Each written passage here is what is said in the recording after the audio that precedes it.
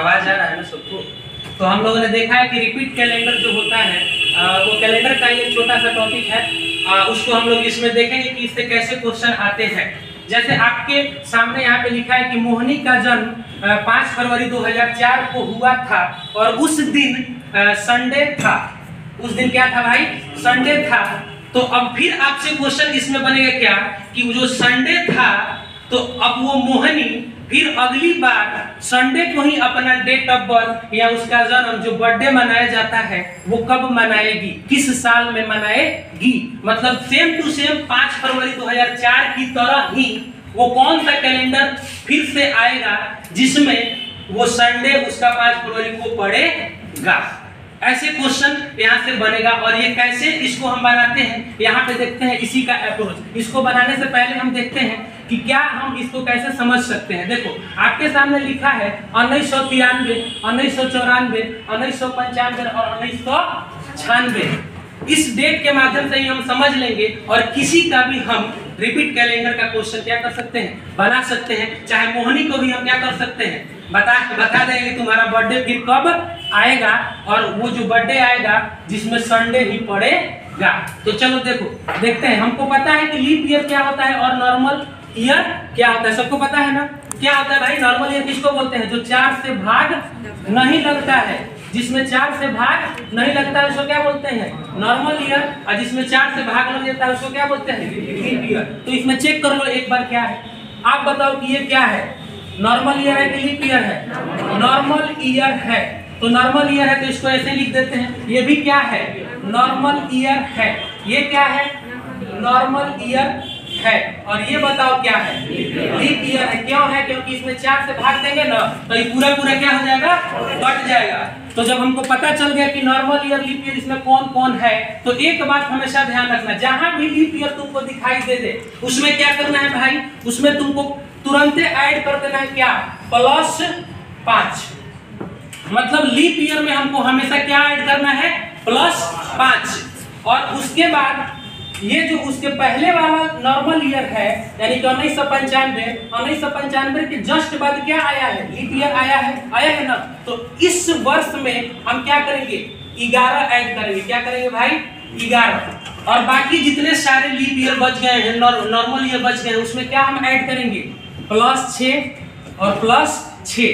तो ये हमारा रूल पैटर्न क्या होता है, काम करता है। अगर मैं इसमें ऐड करूं तो कितना हो जाएगा बताइए? 2001।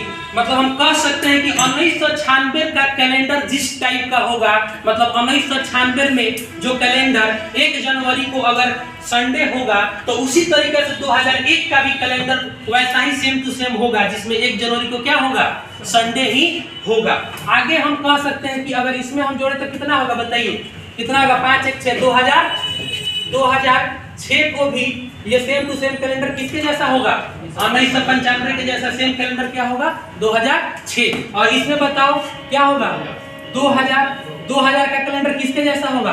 1994 के जैसा। और इसमें क्या होगा? 1999 का कैलेंडर 1993 के जैसा ही होगा। अब बताओ कि हम समझ चुके हैं कि अगर लीप ईयर कोई होगा तो उसमें कितने ऐड करेंगे?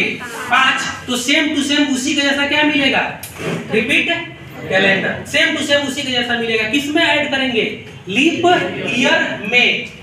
लीप ईयर से पहले वाला जो साल होगा उसमें क्या ऐड करेंगे? 11। अब बाकी जितने भी बच जाते हैं उसमें कितना?